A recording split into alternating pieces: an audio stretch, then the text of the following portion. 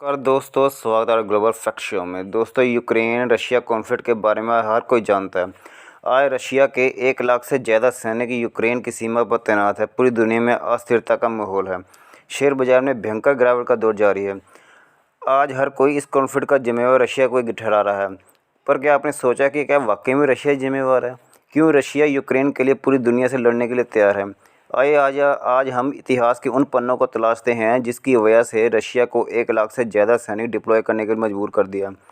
बात करते हैं उन दिनों की जब अमेरिका के प्रेसिडेंट जॉन एफ कैनेडी और यूएसएसआर के प्रेसिडेंट निकिता क्रुश्चेव के बीच एक संधि के तहत अगर अमेरिका अपने मिसाइल तुर्की से हटा लेता है तो यूएसएसआर भी अपने मिसाइल क्यूबा से हटा सकता है। यूएसएसआर के क्यूबा में अपने मिसाइल डिप्लॉय करने की वजह ही अमेरिका की तुर्की में मिसाइल तैनाती थी। अमेरिका की मांग पर तब यूएसएसआर ने अपनी मिसाइल हटाई और इसके एवज में अमेरिका ने तुर्की से अपनी मिसाइल हटा दी। अब बात करते हैं दूसरी, जब अमेरिका के बुश एडमिनिस्ट्रेशन के दौरान सीनियर सेक्रेटरी ऑफ स्टेट रहे जेम्स बेकर और सोवियत यूनियन के बीच जर्मनी को लेकर हुई थी। जर्मनी दूसरे विश्व युद्ध के ख़त्म होने के बाद यानी 1945 से 1990 तक 2 भागों में विभाजित था। ये थे ईस्ट जर्मनी और वेस्ट जर्मनी। ईस्ट जर्मनी को यूएसएसआर कंट्रोल करता था और वेस्ट जर्मनी को अमेरिका और दूसरे उसके सहयोगी देश। उन दिनों ईस्ट और वेस्ट जर्मनी में यूनाइट होने के लिए दंगे चलते रहते थे।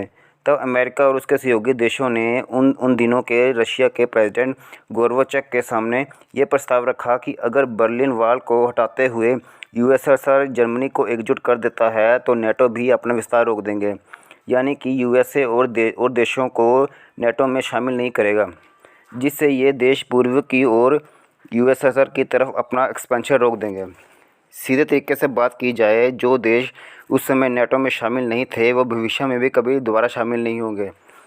तब बर्लिन वॉल को इस संधि के तहत गिरा दिया गया था।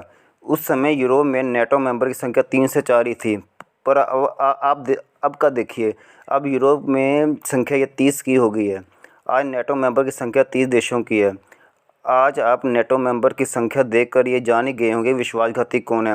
यूक्रेन कभी यूएसएसआर का बड़ा हिस्सा हुआ करता था, यानी कि रशिया उसके माँ बाप की तरह था। उसके पाला हुआ बच्चा किसी दुश्मन की गोद में चला जाए, ये रशिया कैसे सहन कर सकता है। यूक्रेन रशिया के लिए बफर जोन का काम भी करता है। बाकी इन सभी तथ्यों को लेकर आप इस बारे में क्या सोचते हैं, कमेंट करके मुझे बताइए। Okay, thanks for this video.